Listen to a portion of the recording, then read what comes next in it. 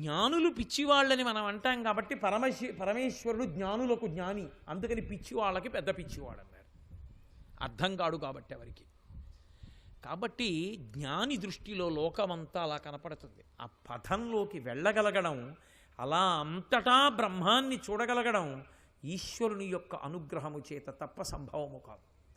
అందుకని పూజ విడివిడిగా అనిపించినా అసలంటూ ప్రారంభం చేస్తే, అసలంటూ మొదలు పెడితే ఎప్పటికో అప్పటికి మార్గమునందు శీర్షమునకు చేరుతాం, చివరికెడతాం. ఇక్కడి నుంచి అన్నవరం చాలా దూరం అనిపించవచ్చు, కానీ అన్నవరం నడిచెడతాను అని రోజు మెల్లమెల్లగా కొంత దూరం నడుస్తూ పెడుతున్నాను అనుకోండి, ఏ చెట్టు కిందో పడుకుంటూ, ఆఖరికి అన్నవరం చేరనా? అసలంటూ మొదలు పెట్టామనుకోండి, అనేక ఉన్నాయనో ఒకటి ఉందనో ఏదో మొదలు పెట్టామనుకోండి, అసలంటూ మొదలు పెడితే ఎప్పటికో అప్పటికి శీర్షమునకు చేరుతాడు. అసలు ఏమీ చేయకుండా చతికిల పడితే ఎప్పటికీ చేరడు. అయ్య బాబోయ్ అన్నవరం అండి అని ఇక్కడే కూర్చుంటే ఎప్పటికీ వెళ్ళాడు. అసలంటూ మొదలు పెడితే ఎప్పటికైనా పెడతాడు. వేసిన ప్రతి అడుగు అన్నవరానికే తీసుకెళ్తాడు. ఒక అడుగు వేశాడంటే అన్నవరం దూరం ఓ అడుగు తగ్గిపోయిందని గుర్తు కాదు, ఒక అడుగు దగ్గరైపోయాడని గుర్తు.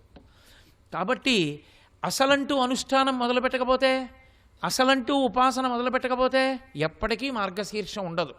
అందుకే దక్షిణాయనం సూర్యుడు కర్కాటక రాశిలో ప్రవేశించినప్పుడు మొదలైతే మకర సంక్రమణంలోకి మళ్ళీ మారినప్పుడు దక్షిణాయనం పూర్తయి ఉత్తరాయణం వస్తే దక్షిణాయనం చివరిది భోగి అయి మార్గమునందు శీర్షం వచ్చి పుష్యం వచ్చి భోగము అనుభవంలోకి వచ్చి ఈశ్వరుడు అనుభవంలోకి వచ్చి ఉన్నది పరమాత్మయే అన్న స్థితి ఎందు ఊంచుకుంటాడు. అది హరిహరుల యందు భేదము చూడని స్థితి, అది హరిహరాద్వైత స్థితి. సర్వం విష్ణుమయం జగత్, సర్వం జగత్తు పోయి విష్ణుమయం శివం ఒక్కడగుట. శివ కేశవ అని భాషించేటటువంటి రెండు రూపములు తత్వతః ఒక్కటే అయి ఉండి అవి లోకాన్నంతటినీ అనుగ్రహిస్తూ ఉంటాయి అని నేను మీతో మనవి చేసి ఉన్నాను. అందుకే వాసుదేవుడు వామదేవుడు అని కృష్ణుడికి పరమశివుడికి పేర్లు. వాసుదేవుడు అంటే కృష్ణుడు, వామదేవుడు అంటే పరమశివుడు. ఇద్దరికీ తేడా ఏమిటి? ఇద్దరికీ అక్షరాలన్నీ సమానమే. తేడా ఉన్నదల్లా వాసుదేవాలో సు, వామదేవాలో మ. సుమ పువ్వు మారుతుంది. పూజ చేసేటప్పుడు విష్ణువుకైతే తులసి దళం, శివస్వరూపంగా పూజ చేస్తే మారేడు దళం. అలాగని తులసి దళం తీసుకెళ్ళి పరమశివుడి పూజలో వాడకూడదని లేదు, మారేడు దళాన్ని పట్టుకెళ్ళి విష్ణువు యొక్క పూజలో వాడకూడదని నిషిద్ధము లేదు. అటు దటు చేసినా దోషం లేదు. సాధారణంగా తులసి దళం అనేటప్పటికీ విష్ణువుకి సమర్పిస్తాం, మారేడు దళం అనేటప్పటికీ పరమేశ్వరుడికి సమర్పిస్తాం. సుమ పువ్వులో తేడా ఉందేమో కానీ ఫలంలో తేడా లేదు. ఇద్దరూ అదే రక్షణ కర్తవ్యాన్ని స్వీకరిస్తారు. ఇద్దరూ ఒకేలా లోకాన్నంతటినీ రక్షణ చేస్తారు తప్ప పైకి చెప్పడానికి సృష్టి స్థితి లయములని చెప్పడమే కానీ యథార్థమునకు ఇది వీళ్ళే చేస్తారు, ఇది వీళ్ళు చెయ్యరు అని ఏమి విభాగం ఉండదు. ఇద్దరుగా కనపడుతున్నటువంటి ఆ ఒక్క రూపం అన్నిటినీ నిర్వహణ చేస్తూ ఉంటుంది. దీనికి ప్రబల సాక్ష్యం అద్భుతమైనటువంటి పూజా విధానం కలిగినటువంటి క్షేత్రం మనకి చాలా దగ్గరలో ఉన్నటువంటి అన్నవర క్షేత్రం. అన్నవర క్షేత్రంలో ఎక్కడా లేనటువంటి అద్భుతమైనటువంటి రూపము ప్రకాశిస్తూ ఉంటుంది. ఏకపీఠం మీద సత్యనారాయణ స్వామి వారు ఉంటారు, ఆయన పక్కన రమాదేవి అనంత సత్యవతీదేవి ఉంటుంది, ఒక పక్కన పరమశివుడు ఉంటాడు. పరమశివుడు, శ్రీ మహావిష్ణువు, అనంత సత్యవతీదేవి ముగ్గురు ఒకే పీఠం మీద ఆసీనులై ఉంటారు. అమ్మవారి తత్వంలో కూడా అంతే. అమ్మవారి తత్వంలో కూడా పైకి లక్ష్మి అని, పార్వతి అని, సరస్వతి అని పిలుస్తాం, కానీ యథార్థమునకు ఉన్నది ఒకటే శక్తితత్వం ఉంటుంది. అది ఒక్కొక్క దాన్ని అనుగ్రహించేటప్పుడు ఒక్కొక్క రూపాన్ని పొందుతుంది. తెల్లటి బట్టలు కట్టుకుంటే సరస్వతీ కటాక్షం ఇస్తుంది. ఆమెయే పచ్చటి పీతాంబరం కానీ ఎర్రటి బట్ట కానీ కట్టుకుంటే లక్ష్మీ కటాక్షాన్ని ఇస్తుంది. ఆమె ఏ ఎర్రటి వస్త్రాన్ని కానీ తెల్లని వస్త్రాన్ని కానీ కట్టుకుంటే శక్తి స్వరూపం అవుతుంది. ఆవిడే ఉన్నది, ఆవిడొక్కతే. సృష్టి స్థితి ప్రళయకైలిష సంస్థితాయై తస్మై నమస్త్రిభువనైక గురోస్తరుణ్యై అంటారు శంకరాచార్యుల వారు ఆ కనకధారాస్తవంలో. ఉన్నది ఆ ఒక్క శక్తియే. ఆమెయే శివుని శక్తిగా, విష్ణు శక్తిగా, బ్రహ్మశక్తిగా మారుతుంది తప్ప వేరొకటి ఉండదు. మీకు నేను ఒక ఉదాహరణ చెప్పాలంటే, ఇప్పుడు నేనున్నాను, నేను ఇక్కడికి వచ్చి కూర్చుని భగవత్ సంబంధమైన ప్రవచనం చేస్తున్నాను అనుకోండి. ఇప్పుడు నాలోంచి ప్రకటనమవుతున్నది సరస్వతీ శక్తి. సరస్వతీదేవి అనుగ్రహం లేకుండా నేను ఆ భగవత్ సంబంధమైనటువంటి విషయాన్ని ప్రవచనం చేయడం సాధ్యం అవుతుందా? అవదు. ఆ విషయాలన్నీ నేను ఎప్పుడో చదివినవి నాకు జ్ఞాపకంలో ఉండాలి. జ్ఞాపకంలో ఉన్నవి భూపసభాంతరాళమున పుష్కళవాక్చతురత్వమాజిబాహా పటుశక్తియున్ యశమునందనురక్తియు ప్రకృతి సిద్ధ గుణంబులు సజ్జనాళికిన్నని భర్తృహరి చెప్పినట్టు సభలోకి వచ్చి కూర్చున్నప్పుడు ఆ విషయాలు జ్ఞాపకంలోకి రావాలి. జ్ఞాపకంలోకి వచ్చినటువంటి వాటిని ఎదురుగుండా కూర్చున్న వాళ్ళకి అర్థమయ్యేటటువంటి రీతిలో వ్యక్తీకరించగలిగి ఉండాలి. సభా రంజకత్వమునకు తనకు తెలుసున్న విషయం సభకు అందడానికి సరస్వతీదేవి యొక్క అనుగ్రహం లేకపోతే ప్రవాహం ఎలా అబ్బుతుంది? సరస్వతి అన్న మాటకు అర్థం ప్రవాహము అని. సరస్వతి ప్రవహిస్తుంది, ఒక చోటు నుంచి ఒక చోటికి ప్రవాహంగా వెళుతుంది. అందుకే ఒక చోట ఉండిపోయిందనుకోండి సరస్వతి, దాని వలన ఉపయోగం ఉండదు. సరస్వతి ప్రవహిస్తేనే ఉపయోగం. నేను నేర్చుకున్నది 10 మందికి చెప్తే ఉపయోగం. నేను నేర్చుకున్నది నాలోనే ఉండిపోయిందనుకోండి నిరుపయోగం. ప్రవహించని నీరు దుర్గంధం వచ్చినట్టుగా ప్రవహించనటువంటి విద్య ఇతరుల యొక్క అభ్యున్నతికి పనికిరాదు. కాబట్టి ఇప్పుడు నేను వచ్చి సభలో కూర్చుని మాట్లాడాలి అంటే నాలోనున్నటువంటి శక్తి సరస్వతీ కటాక్షంగా పైకి రావాలి. అదే ఒకానొకనాడు ఏదో నా కొడుకు పెళ్ళో నా కూతురు పెళ్ళో చెయ్యవలసి వచ్చిందనుకోండి, దానికి కావలసినటువంటి ధనం నాదిగా ఉండడానికి కావలసినటువంటి ఒక వృత్తి నేను చేసి సంపాదించగలిగినటువంటి నైపుణ్యంగా నాలో పరిణమిస్తే అది లక్ష్మీ కటాక్షములకు హేతు అవుతుంది. ఏదో నేను లౌకికమైన చదువు ఏదో చదువుకున్నాను, ఆ చదువు వల్ల ప్రభుత్వ రంగంలో పనిచేస్తున్నాను. ఆ పని చేసిన కారణం చేత నాకేదో జీతం వస్తుంది. ఆ జీతం వచ్చింది కాబట్టి 4 రూపాయలతో నా కూతురు పెళ్ళి కొడుకు పెళ్ళి చేస్తాను. ఇప్పుడు నాలోని శక్తే ఐశ్వర్యాన్ని సంపాదించేటప్పుడు లక్ష్మీ కటాక్షంగా అభివ్యక్తం అవుతుంది. ఆవిడే నాలో బలంగా, నాలో ఉండేటటువంటి తేజస్సుగా అభివ్యక్తమైనప్పుడు పార్వతీ స్వరూపంగా అభివ్యక్తం అవుతుంది. ఏ కదలిక కావాలన్నా శక్తి కావాలి కదూ. ఆ ఆదిశక్తి ఏ పని చెయ్యాలన్నా, ఇక్కడి నుంచి నడవాలంటే కాళ్ళు నడవాలి, ఏదో నేను పుస్తకం తీయాలి అంటే చేతులు పని చెయ్యాలి. అలా పని చేయడానికి ఉపయుక్తమైనటువంటి కదలికలు ఏవి ఉన్నాయో ఆ కదలికలకు ఆధారమైనటువంటి శక్తి ఏది ఉన్నదో ఆ శక్తి పార్వతీ స్వరూపమై ఉంటుంది. అది నా యందు అభివ్యక్తమైతే అటువంటి పనులు నేను చేయగలుగుతాను. కాబట్టి ఇప్పుడు లోపల ఉన్న ఒక్క శక్తే ఇన్ని రూపాలుగా వ్యక్తమైనప్పుడు ఒక్కొక్కసారి ఒక్కొక్క పేరుతో బయటికి వస్తోందా లేదా? అలాగే ఒక్క పరదేవతయే 3 రూపాలుగా ఉండి విడివిడిగా ఉండడం ఉండదు. ఆమెయే ఎవరి యందు ఏదిగా ప్రకాశించాలో దానిగా ప్రకాశిస్తుంది. అందుకే మీరు ఎప్పుడైనా అష్టోత్తర శతనామావళి కానీ సహస్రనామావళి కానీ పరిశీలించండి, ఒక అమ్మవారి యొక్క పేర్లు ఇంకొక అమ్మవారి పేర్లలో కెడతాయి. మీరు లక్ష్మీ అష్టోత్తరం చదివారనుకోండి, నవదుర్గాం మహాకాళీం బ్రహ్మ విష్ణు శివాత్మికాం అని ఉంటుంది. నవదుర్గాం, నవదుర్గలు ఎవరు? లక్ష్మియే. మహాకాళీం, మహాకాళి ఎవరు? లక్ష్మియే. అంతేకాని నిజానికి మహాకాళి ఒకరు, లక్ష్మీదేవి ఒకరు ఉండరు. అటువంటి విభజన రేఖతో మనం తత్వాన్ని చూడకూడదు. శంకరాచార్యుల వారు లక్ష్మీదేవిని పిలిచేటప్పుడు 3 నువ్వే అని పిలిచారు. పిలిస్తే పలకలా లక్ష్మీదేవి? అది యథార్థం కాకపోతే ఆవిడ ఎందుకు పలుకుతుంది? కాబట్టి ఉన్నదొక్కటే పదార్థం. మీరు చూడండి, తిక్కన గారు మహాభారతంలో విరాట పర్వం దగ్గర నుంచి ఆంధ్రీకరించడం మొదలు పెడుతూ ఒక అద్భుతమైనటువంటి పద్యం చేశారు ఆయన. శ్రీకారంతో మొదలు పెడతారు.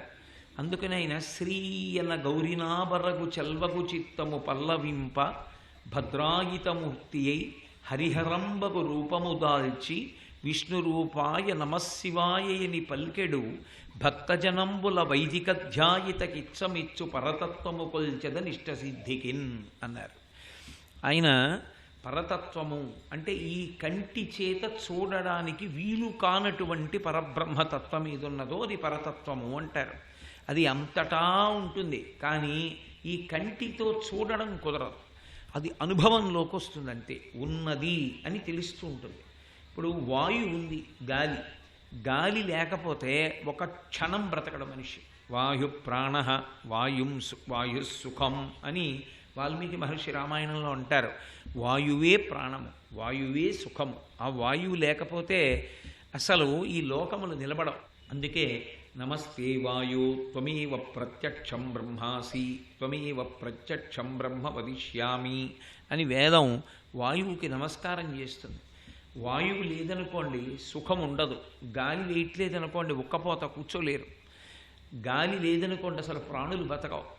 కానీ ఏ గాలి వలన సమస్త ప్రాణికోటి బతుకుతోందో ఆ గాలి కనపడుతోందా? గాలి కనపడదు. గాలి కంటికి కనపడలేదు కాబట్టి గాలి లేదు అనడం కుదురుతుందా? కుదరదు.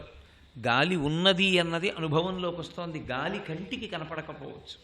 కంటికి కనపడకపోయినా గాలి ఉండడం ఎంత సత్యమో పరమేశ్వరుడు కంటికి కనపడకపోయినా ఉన్నాడు అన్నది అంత సత్యం. దాన్ని పరతత్వము అంటారు. అటువంటి పరతత్వం ఎవరు అంటే తిక్కనగారు అన్నారు, శ్రీయన గౌరినాబరగు చెల్వగు చిత్తము పల్లవింప భద్రాయితమూర్తి అయి హరిహరంబగు రూపము దాల్చి అన్నారు. శ్రీయన గౌరినాబరగు. శ్రీ అంటే లక్ష్మీదేవి, గౌరీ పార్వతీదేవి. శ్రీ లక్ష్మీదేవి అని పిలవబడేటటువంటి పార్వతీదేవి లేదా పార్వతీ అని పిలవబడే లక్ష్మీదేవి. అంటే పార్వతీదేవికి లక్ష్మీదేవికి అభేదం, ఇద్దరి మధ్య భేదం ఏం లేదు. వాళ్ళిద్దరు ఒకటైతే మరి పరబ్రహ్మము విష్ణు రూపాయ నమశివాయ, శివుడే విష్ణువు విష్ణువే శివుడు అన్నవాళ్ళు ఎవరున్నారో అటువంటి విష్ణు రూపాయ నమశివాయ అని పల్కెడు భక్తజనంబుల వైదికధ్యాయితకిచ్చమెచ్చు పరతత్వము కొల్చెద నిష్టసిద్ధికిన్.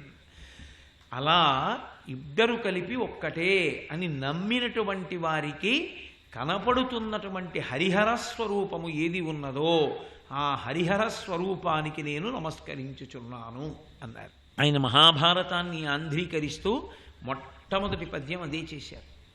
ఈ పద్యం చేసి ఆయన మహాభారతాన్ని ఆంధ్రీకరించడం మొదలుపెట్టారు. ఇంకా ప్రారంభం చెయ్యలేదు.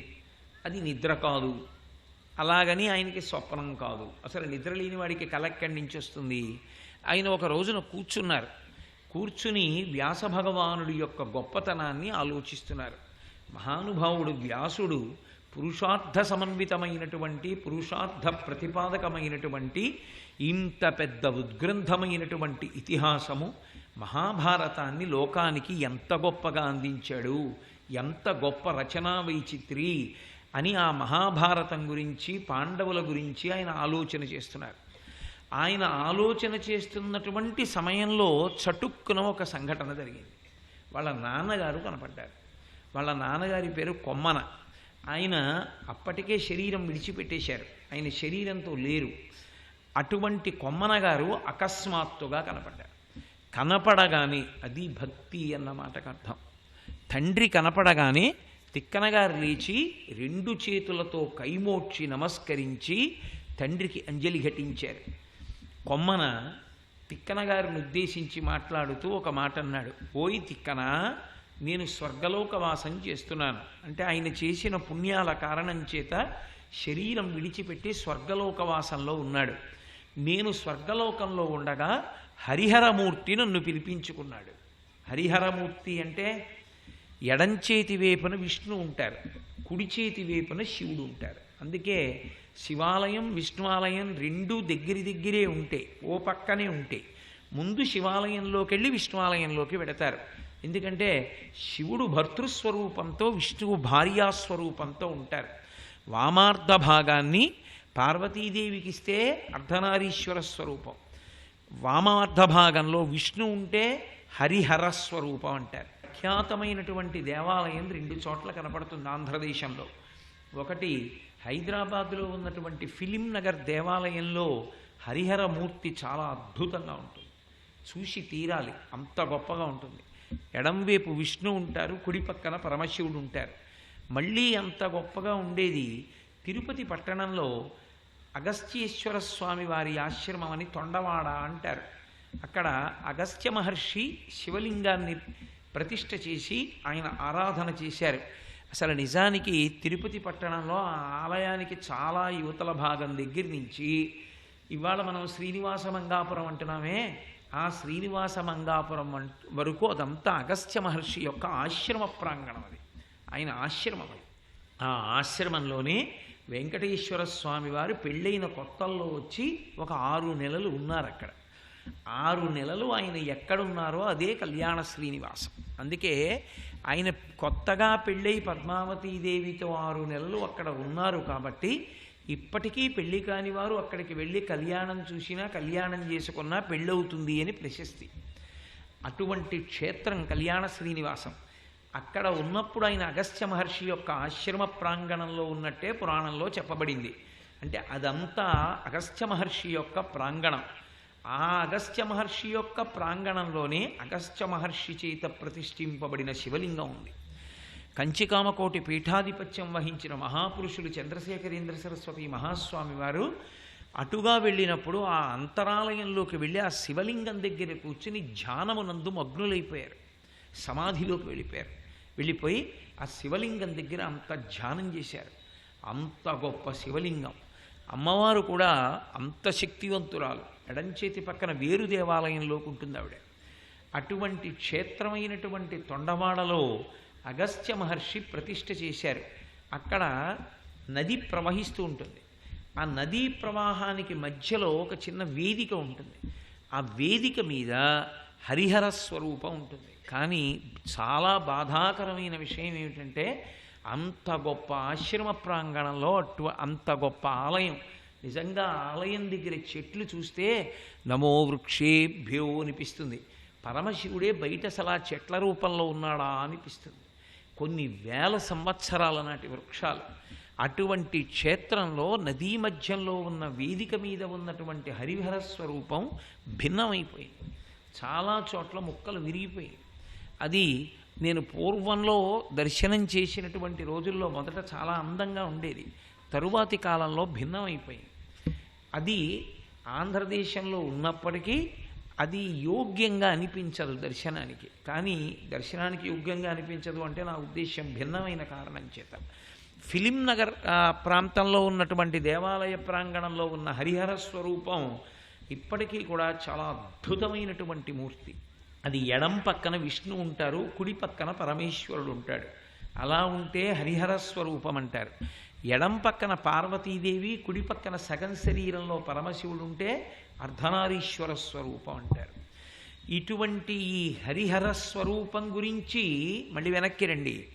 తిక్కన గారు గోడ దగ్గర కూర్చుని ఉండగా మహాభారతం గురించి ఆలోచిస్తూ ఉండగా తండ్రి అయిన కొమ్మన కనబడితే ఆయన లేచి నమస్కారం చేస్తే కొమ్మన చెప్తున్నాడు, ఒరే నాయనా తిక్కన, నేను స్వర్గలోకంలో ఉన్నాను. ఒక రోజున నన్ను హరిహరమూర్తి రమ్మని కబురు చేశారు. వైకుంఠవాసి అయి ఉంటారు. ఆ హరిహర స్వరూపం దగ్గరికి వెళ్ళాను. వెడితే ఆయన నన్ను పిలిచి ఒక మాట అన్నారు, ఏమో మీ అబ్బాయి ఒక శ్లోకం రాశాడు, అందులో నన్ను ఒక ప్రశ్న వేశాడు. ఆయన ఏమన్నాడంటే కిమస్తిమాలా కిమకౌస్తుభం వా అని అడిగాడు. ఏమయ్యా, కౌస్తుభమణి పెట్టుకున్నావు కదా, నీకు అది బాగుందా? పుర్రెల దండ వేసుకున్నావు కదా, అది బాగుందా అని అడిగాడు. అంటే వేసుకున్నవాడు ఒకడే, వాడే 2 వేసుకున్నాడు. నిన్నని మీకు చెప్పా కదా పగలు రాత్రి సిద్ధాంతం. వాడే పుర్రెల దండ వేసుకున్నాడు, వాడే కౌస్తుభమణి కూడా పెట్టుకున్నాడు. నీకు రెండిటిలో అది ఏది ఇష్టం? నువ్వు హాలాహలము తాగావు విషం, నువ్వు యశోదాస్తన్యములోని పాలు తాగావు. యశోదాస్తన్యములోని పాలు బాగున్నాయా, హాలాహలం బాగుందా? ఏది బాగుంది? ఇప్పుడు నన్ను మీరు కాస్త మజ్జిగ ఇచ్చారనుకోండి, నేను మజ్జిగ తాగాను మీ ఇంటికి వచ్చి, ఏదో 1 గంట కూర్చుని నేను ఏదో మాట్లాడి వెళ్ళిపోతుంటే, అయ్యా గంటసేపు మాట్లాడారు, బడలిపో ఉంటారు, కొద్దిగా కొబ్బరి నీళ్ళు కూడా తాగెళ్ళండి అన్నారు. కొబ్బరి నీళ్ళు కూడా తాగి బయటికి వెళ్ళిపోతున్నాను. రెండూ నేను తాగితే కదా నన్ను అడగడం, అయ్యా మజ్జిగ రుచిగా ఉందా, కొబ్బరి నీళ్ళు రుచిగా ఉన్నాయా అని ఇప్పుడు అడగాలి. రెండూ నేను తాగితే. రెండూ నేను తాగకుండా ఒకటి నేను తాగి ఒకటి నాతో వచ్చిన ఆయన తాగాడు అనుకోండి, రెండూ నన్ను అడిగితే నేను ఏమంటాను? రెండూ నేను తాగలేదుగా, నేను ఎలా చెప్పగలను పోలిక? మజ్జిగ గురించి అడగండి చెప్తాను నేను తాగా, కొబ్బరి నీళ్ళు ఆయన్ని అడగండి ఆయన తాగాడు అని చెప్తాను. రెండూ నేను తాగితే, ఈ ఊళ్ళో కొబ్బరి నీళ్ళు చాలా ప్రశస్తంగా ఉన్నాయండి, చాలా మంచి సువాసనతో మంచి రుచికరంగా ఉన్నాయి, మిగిలిన చోట్ల ఎక్కడా చూడాల, అబ్బో ఒక్క బొండం కొడితే అదేమిటండి 5 గ్లాసులు నీళ్ళు వచ్చాయి అంటాను. రెండూ తాగితే చెప్తాను. తిక్కన గారు పరమసత్యాన్ని ఆవిష్కరిస్తున్నాడు. రెండు తాగినది రెండు కాదు. హాలాహలాన్ని శివుడు, లేకపోతే కౌస్తుభాన్ని పెట్టుకున్నవాడు విష్ణువు కాదు. యశోదపాలు తాగినటువంటి కృష్ణుడే హాలాహలాన్ని కూడా తాగాడు. సర్వం శ్రీ ఉమామహేశ్వర పరబ్రహ్మార్పణమస్తు. స్వస్తి.